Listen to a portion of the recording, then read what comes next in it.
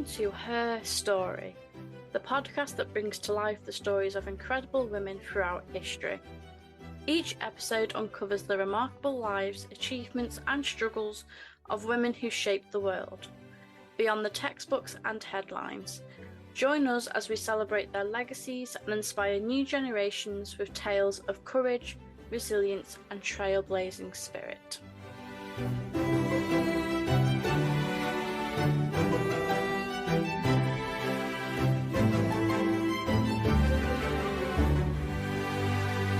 In today's episode, I am delighted to welcome back Bonnie Beadle onto the podcast to discuss Anne Askew.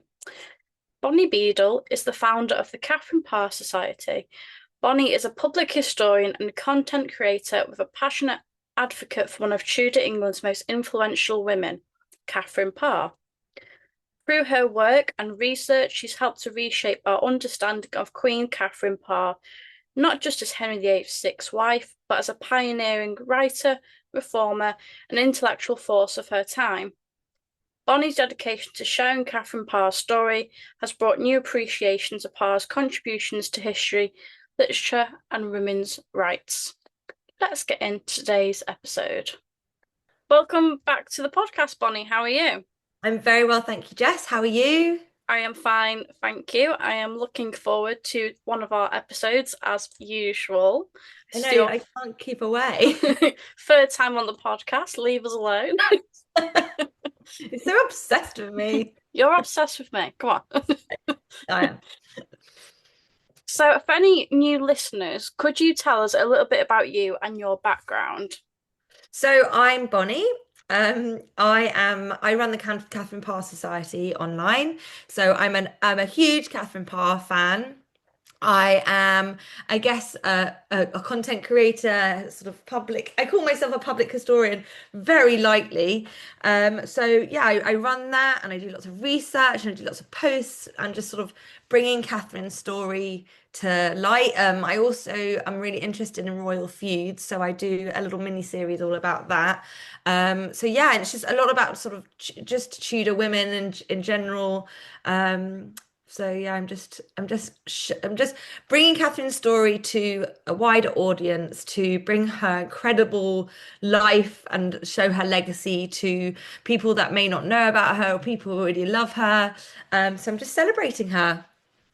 What is it, or what was it about Katherine that kind of made you want to celebrate her? So I'm repeating myself as I've said like every episode. I think there's many reasons why I've sort of honed in on Catherine. She is a very important historical figure. She was pioneering in some cases, especially for like publishing work. She was a writer, a huge reformist. I always say if you love Elizabeth, you should love Catherine. She really nurtured and cultivated a young Elizabeth. So the Elizabeth you know and love, Catherine was there looking after her. I just think she's just an incredibly interesting woman, and the more you research, the more you learn. And I feel very connected to her. As I've said before, there is a painting of her that I think looks very much like my niece. So it's almost like I know this person. So yeah, I mean, come to my page, come and learn about her, and I'm sure I'll get you hooked. She's really fascinating, a really, really incredible woman. Today we're talking about Anne Askew, who is a woman that Catherine possibly knew. It's kind of not known whether she did definitely know her or not. It depends on what you read, would you say? I'm very much erring on the side that I don't think that they knew each other because I think they were quite a big difference. There's quite a big difference in age. I mean, if you've seen the film Firebrand, obviously Anne Askew's in that, and it's almost like they're sort of childhood friends, and I think it's highly unlikely. I think it was in the Firebrand book. I think that Liz Fremantle sort of wrote that Anne came to Catherine to ask for some help. You'll find out why as I sort of explain Anne's story. And Catherine is like, very aware that she's, quite heretical in her views. Even though Catherine was a very staunch reformist and also was quite heretical in times, Catherine was always trying to she was in the book. She's like, obviously, okay, you cannot be here. Like, this is, I will die. So I'm not sure. I don't think she did, but like you said, we might never really know, but I think it's highly unlikely. When was Anne born and who were her parents? So Anne was born in 1521. We don't actually know like her birthday, which is pretty usual. It's not unusual to not know someone's birthday. And so her parents were, she was the daughter of Sir William Askew, and he was a very wealthy landowner, and he was also a courtier, who was knighted by Henry VIII, and he served as High Sheriff, of Lincolnshire. So, he seems like quite a well-to-do man. And his first wife was Elizabeth. Now, I might say her surname wrong. It's Wriothesley. And she was the fourth of five children. So she can't, I don't know how important she was. It tends to be, even if you're a woman, but being the fourth in the line of five is not that important in those times. And so she grew up in quite a privileged environment, because her father had quite a big social standing. So she had a pretty good education as well, at home, which is very, very rare. And she was particularly interested in biblical studies, and she was known for intelligence and being very passionate about religious debate. And one of the main things about Anne was that she had the ability to read and interpret the Bible herself, which was basically central to her later religious convictions. So she's a pretty smart cookie, which I think is really amazing. Who was Anne married to and how young was she when this marriage happened? So at about 15, she was sort of made to marry, as a lot of women were. She was made to marry a man called Thomas Kyme. He was her late sister's fiance. And it was basically financial. It was a financial reason. And old Anne, well, young Anne, actually, she really resisted this. And she was very resistant to marriage.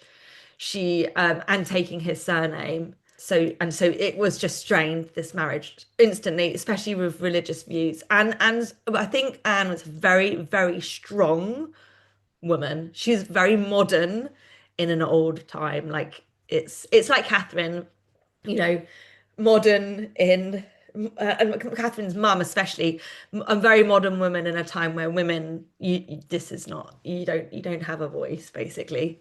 Anne was a committed Protestant, and Chaim, her husband, Chaim, he was Catholic. So Anne was a very devout Protestant, and she had very strong beliefs. And obviously, from her education and just independently, she became a very devout Protestant. So yes, setting up for not a great time. So from the off, their marriage is kind of not going to be on a good start. She's very opinionated, which for the 16th century, you don't want in a wife. Different Women religion. being seen and not heard. Yeah, it's it's not great. She is not a happy person. Did Anne have any children? So yes, this marriage produced two children, but it was not a happy marriage. I will keep hitting that home. And she just, like, even though had children, she is refusing to conform to her husband, like to his beliefs. So yes, children, but not ideal. Could you tell us about Anne's religion, which you have briefly, her beliefs, and how she got into preaching, which is what we might best know her for? So Anne openly read the Bible, and she would challenge local priests, which I think is kind of like, I mean, I think it's pretty amazing, but like, no, it's so she was already leading like to conflicts, within her household, within her village, within her community. So she was not allowed to be part of any religious activities, and she was eventually driven out of her home with violence, basically. What was dangerous about Anne's preaching in the 1540s? So obviously in the 1540s, being a Protestant was heresy, and heresy is punishable by death. Um, so I think we know what's going to happen at the end of the story. England is in turmoil. It's an absolute, nightmare of a place for Catholics, for Protestants. Um, but yeah, it's heresy. So she's, you know, really asking for it here. But this is her beliefs. She's passionate. She believes this. Like, I can only think of one person that I know changed their religion on like with when death was sort of there, and I think that might have been Cranmer, but he still was executed. So even if you were being heretic, and even if I think people knew that even if you were pretending to change your religion, you'd still end up getting killed. So it was just not a great place, but religion was so important, and it was life. So this is what she believed, and she was just very, very strong, very opinionated, really believed in what she believed, which I think is an incredible, it only shows what an incredible strong woman she was. No, I mean, I think the 1540s were, I think people don't realize how bad the Tudor period was in the 1540s. I mean, Yeah. I think, I know we don't always like him, but I think when Thomas Cromwell is executed, a lot more religious turmoil happens because I think he kind of kept a steady line between the two. Yeah, it's absolute mayhem, and I think that the anxiety around, like you just could not step out of place. But old Anne Askew, good old Anne Askew, didn't give a damn. Like she was sort of, I think she was kind of born to be a bit of a martyr. Like it's in her. I think it's like I'm doing this, and no one's gonna stop me, basically. I think she would have been fine if, I hate to mention his name, Gardner wasn't about.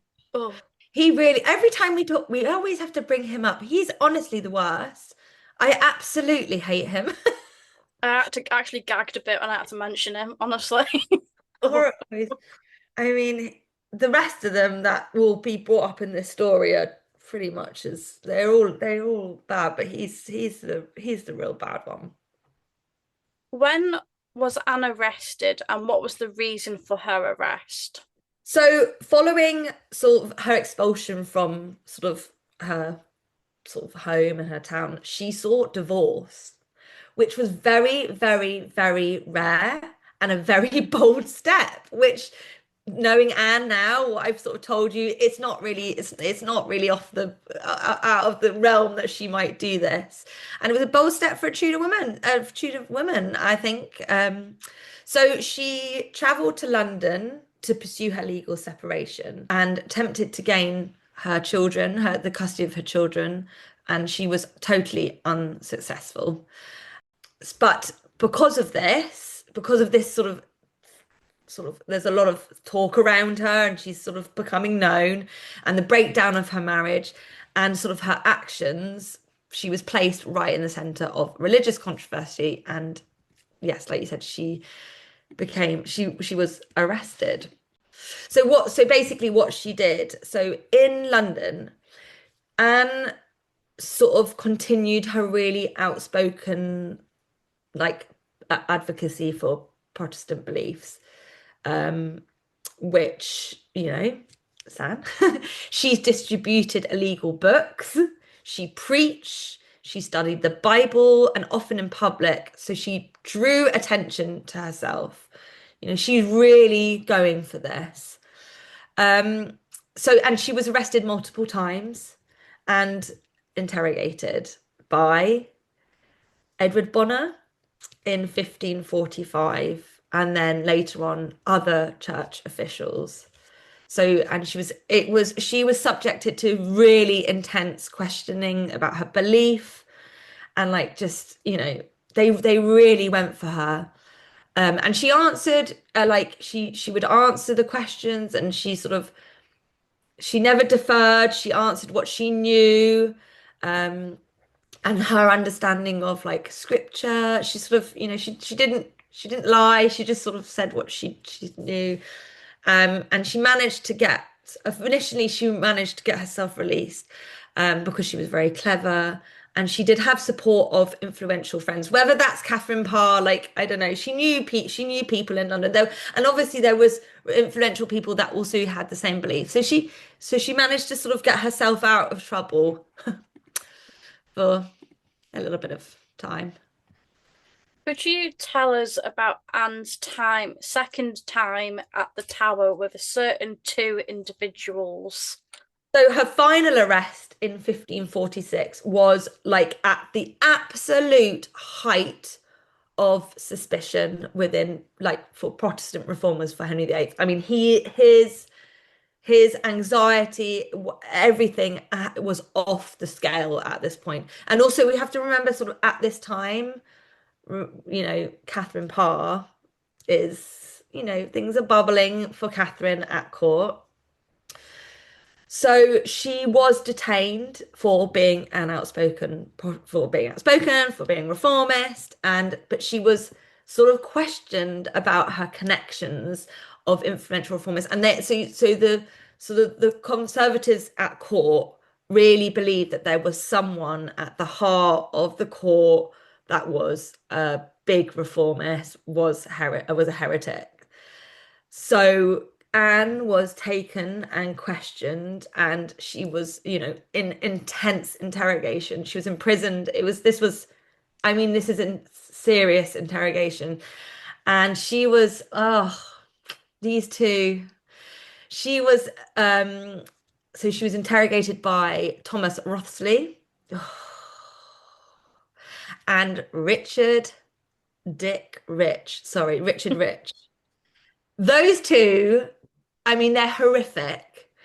Um, and they were gonna do anything to get Anne to speak, and just to implicate anyone.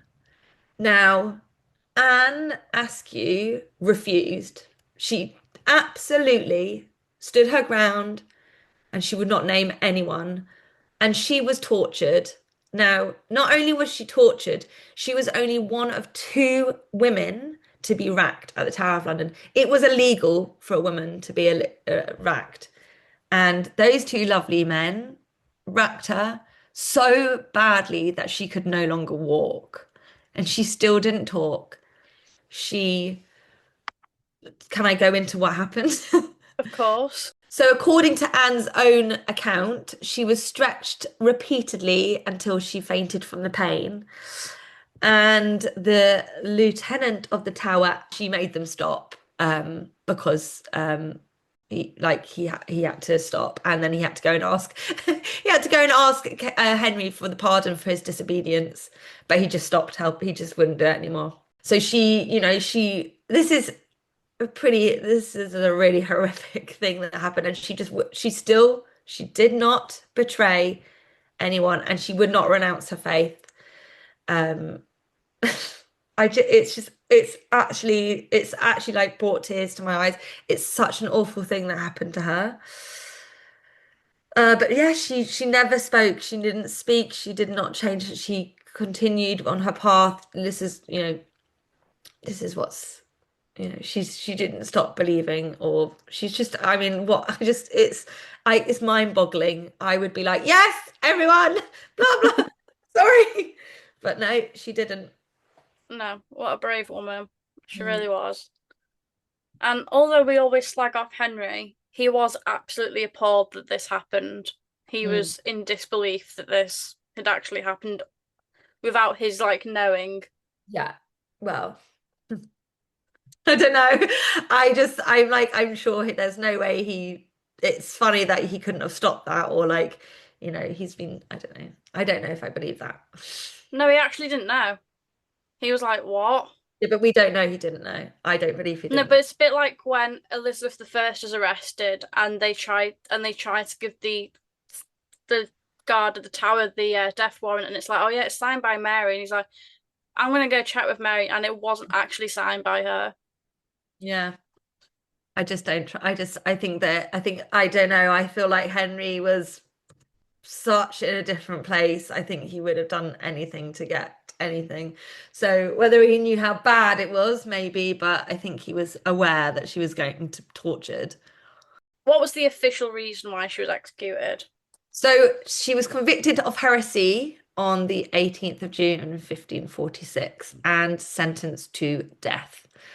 And then on the 16th of July, 1546, she was so, as I mentioned, she'd been stretched. She was so badly injured, she could not walk. And she was carried to Smithfield in a chair. And here, poor Anne Askew was burnt at the stake along with three other Protestant men. And literally on the stake, she was offered a pardon if she recanted, but she absolutely refused. And so she died a Protestant martyr. I mean, hardcore. It's absolutely awful. The fact that she was racked, which was not, she should not have been racked, not be, and to the point where she couldn't walk, and she just, she never gave in. She never said anything. I mean, we'll never know if she actually knew Catherine, but like because she didn't say anything. So all of us wanting to know, it's gone with Anne. We'll never know. What legacy has Anne left? So one thing that Anne left, I think, is she wrote a lot of first person detailed accounts of like her interrogations and her beliefs. And which were published. So we can literally hear her and sort of know what she went through, and she makes her like one of the most famous Protestant female martyrs that of like ever. And like her courage and like refusal to recant the faith is even under like the torture, it sets a really powerful example for later generations, I guess. I think she was a huge inspiration for religious reform. She sort of symbolized struggle, the struggle for religious freedom, and just sort of, I guess, also for like women's intellect, and just sort of just for women, and for just this just struggles and believing what you believe, and not to like ever, don't, if that's what you believe, don't ever like stray from it. And she's a pretty pro-feminist figure. Um, she was very independent, and very defensive of her beliefs, and like sort of very sort of, she had a lot of resistance, sort of, despite being a woman. Like she stood up to it.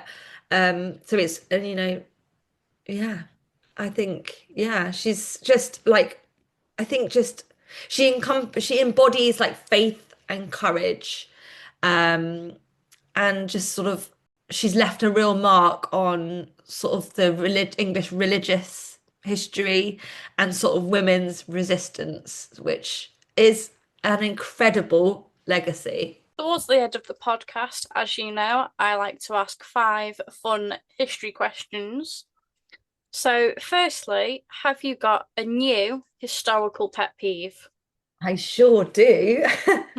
So, I recently went on an amazing tour with Hidden History Tours and Amanda Schiavo, and it was all about Mary the First. So, my pet peeve, which I've always kind of had, is this outdated title, an untrue title, Bloody Mary, and I just think it's just has to stop.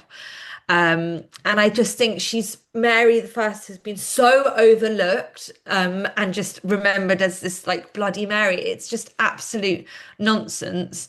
Like it just needs to stop. She was our first queen regnant, And she paved the way for Elizabeth. It doesn't matter what you think about her like time as queen, like she paved the way. She took the crown, right, which was rightfully hers, in my opinion, from Lady Jane Grey. And she got to the throne and made sure Elizabeth was able to get there. And she did so many things in her reign that, people don't know. She built up the navy, which was amazing, and she she brought it back to life. And she passed an act in 1554, which basically established that queens held the power, like a queen regnant held the like a power and was like as fully as a king.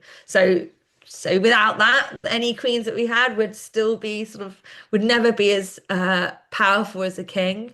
And I just get so angry that people call her Bloody Mary when realistically, like, yes, okay, so in her reign, she would have burnt about 300. It seems weird talking about this after I've just talked about Anne Askew. But she would have burnt about 300 Protestants. But look at her dad, look at her sister. Yes, okay, longer reigns, but like they, monarchs executed people all throughout Europe. They're going on. She's really not like done a big thing. It's not worthy of her. Like, she just is so overlooked and just called. I just think it's so bad. And actually, I found out, Amanda told me that actually the term Bloody Mary wasn't used until the late 1600s, when they were worried about James, Duke of York, coming into power and bringing the country back to Catholicism. So it wasn't actually Elizabeth that did this, which lots of people think. It was much later on. But still, come on. It's like she was the first. As women, we should be like, wow, she was our first queen. Like, give her a little bit of love. So I'm like, I think we should abolish the name Bloody Mary. I think it's just outdated. It's slanderous. It's cruel. This poor woman. No, no more Bloody Mary. If you could go back in time to any event or day in history, when would it be and why? Okay, controversial. Bonnie being controversial. So I am a bit of a Ricardian, but that aside, I have a real thing about Perkin Warbeck.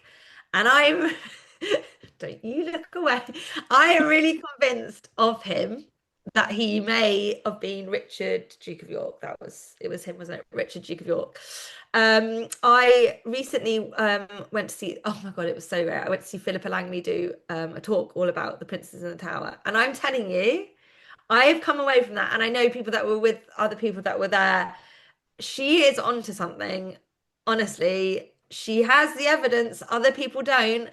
So basically, I would really like to go to the day that Perkin Warbeck, or Richard Duke of York, met Henry VII. And I would like to see what went down, like what was going on, like what did what did they say? Like, were they just? I think it would mean either Henry VII's face is going to drop, or maybe Elizabeth of York, and he's going to be like, "Oh shit," or it's like, this bloke is just. He really is just some kid from Tonai. So I think that would be it. I'd like to see this meeting and just see sort of what went down.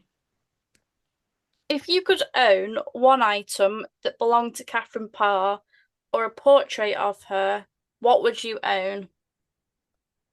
Can I have both?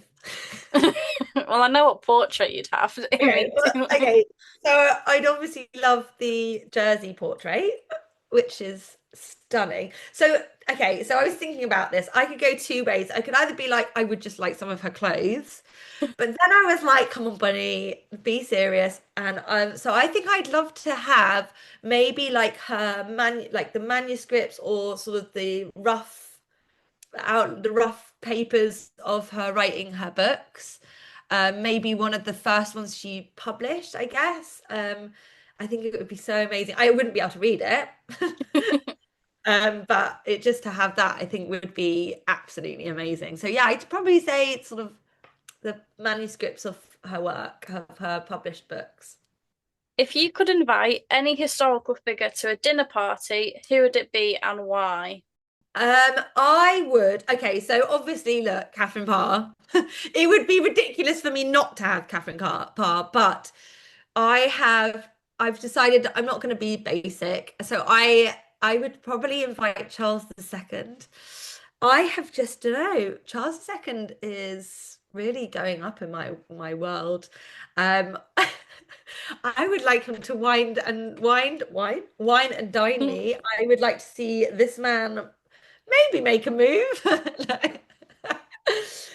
Like see him in action, just like I don't know. I feel like he was just such I feel like he was just a bit of a heartthrob with Giles. So I think I'd like Charles II to, I don't know, share my spaghetti. Oh dear. Finally, have you got a favourite historical fact? So, um, one of my favourite facts is to do with Lady Jane Grey and Catherine Parr. So, if you didn't know, Lady Jane Grey was under Thomas Seymour's wardship, and she lived with Catherine and Thomas at Sudeley Castle. Basically, when Lady Jane Grey was executed, what she took a prayer book with her, and the prayer book she took with her was Catherine Parr's, which was obviously given to her when Catherine Parr died. And I think you can see it at the British Library, and there's like notes in it. So the constable of the Tower, the lieutenant of the Tower, sort of handed the book to Guildford and Jane to write sort of letters, like little notes to their dad to say goodbye, which is really sad. But it was Catherine's book, and I think it's really lovely sort of nod towards their sort of relationship. And I just think it's a really sweet sort of, I mean, tragic but sweet story. Thank you so much for coming back and discussing Anne's life and legacy. You're most welcome, Jess, and I hope to see you soon. Thank you for listening to her story.